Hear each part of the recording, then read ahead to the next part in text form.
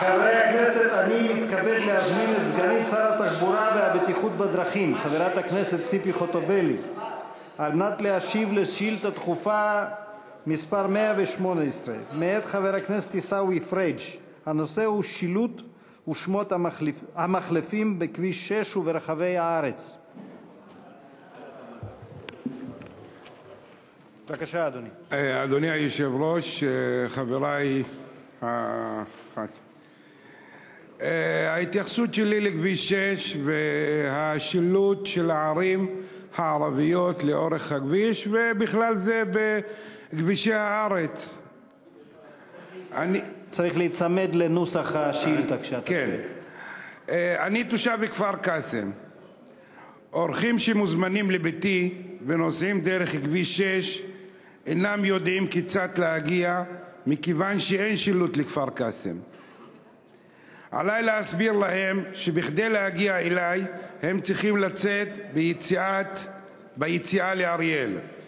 זאת על אף שכפר-קאסם קרובה לכביש באופן משמעותי ונחשבת גם היא כעיר. מקרים דומים חוזרים על עצמם בכל הארץ. ברצוני לשאול, מדוע אין שילוט לערים הערביות בדומה לערים היהודיות? 2. מדוע שמות המחלפים והיציאות לאורך הכביש קרויים על שם ערים יהודיות רחוקות במקום על ערים ערביות קרובות, כפי שמתבקש? תודה. תודה לחבר הכנסת פריג'. גברתי סגנית השר. אדוני היושב-ראש, חבר הכנסת פריג', השאילתה שלך הועברה להתייחסות מנכ"ל חברת חוצה ישראל, ולהלן תמצית התשובה.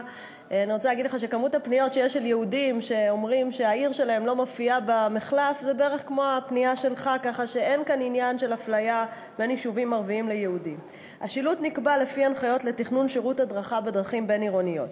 קיימת מתודולוגיה ברורה של קביעת יעדים על פי היישובים או האזורים הגדולים המצויים בהמשכו של הכביש המשולט. כלומר, זה לפי העיר הגדולה של האזור ולא לפי הקרבה למחלף. יש לציין כי ישנם כללים מפורטים לגבי כמות המידע על השלטים. זאת בהקשר ליכולת הנהג לקלוט מידע ומסרים תוך כדי נסיעה במהירות גבוהה. כידוע לך, כביש 6 הוא כביש מהיר, ולכן לא ניתן להכניס את כל הערים על גבי השלט. במקרה של כביש 6 חוצה ישראל, אכן יש שילוט לערים ערביות. לדוגמה, יש הכוונה לטייבה, יש הכוונה לבאקה אל-גרבייה. אין הפניה לעומת זאת לאום אל-פחם, כי עפולה עיר גדולה יותר. ואין הפניה לכפר קאסם אלא לאריאל, כי עיר גדולה יותר. באמת ההחלטה לא קשורה בכלל לאיחוס, אם זה יהודי או ערבי. כפי שאמרתי, גם יש החלטה לגבי מחלפים אחרים שיקראו על שם ערים ערביות. ובאשר לקביעת שמות המחלפים, המנדט מצוי בידי ועדת השמות הממשלתית, הכפופה למשרד ראש הממשלה. כלומר, זה לא בידי משרד התחבורה.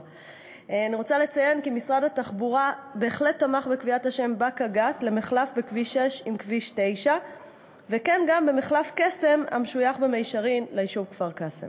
תודה. תודה. שאלה נוספת לחבר הכנסת פריג', בבקשה. גברתי סגנית השר, כפר-קאסם במחלף קסם רחוקה 3 קילו מהמחלף. אין שילוט במחלף לעיר שמונה 23,000 תושבים. אז אני עונה לך, באריאל יש יותר תושבים, מה לעשות?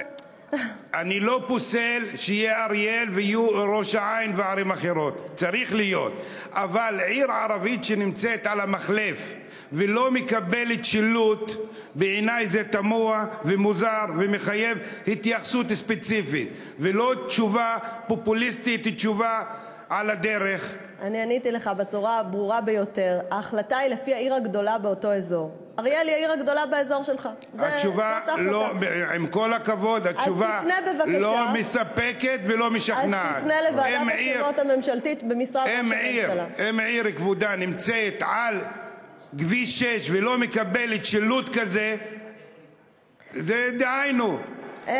יש כאן את חבר הכנסת טיבי, הוא יגיד לך שלטייבה יש שילוט, ולכן אין כאן באמת אפליה בין יישובים ערביים ליהודים. זה מאוד פופוליסטי לשאול את זה בצורה כזאת. זה מה שיש לי להגיד לך. תודה. תודה חברי הכנסת. תודה לסגנית שר התחבורה והבטיחות בדרכים. עד כאן שאילתות דחופות.